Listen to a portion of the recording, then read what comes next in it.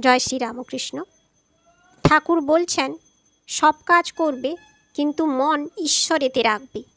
স্ত্রী, পুত্র, বাপ, মা সকলকে নিয়ে থাকবে ও সেবা করবে যেন কত আপনার লোক, কিন্তু মনে জানবে যে তারা তোমার কেউ নয়। সত্য কথা কলির তপস্যা। কলিতে অন্য তপস্যা বড় কঠিন। সত্যকে আঁট করে ধরে রাখবে, তবেই ঈশ্বর লাভ হবে। যার সত্যনিষ্ঠা আছে তার কথা মা কখনোই মিথ্যে হতে দেন না। যারা বিষয়কর্ম করে, অফিসের কাজ কি ব্যবসা, তাদের সত্যতে থাকা উচিত।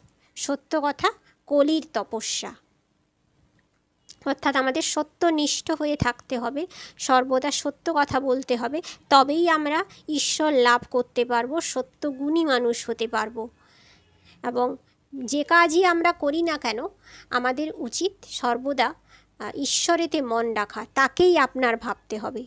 বাকি যারা, তাদের প্রতি কর্তব্য করতে হবে। জয় মা।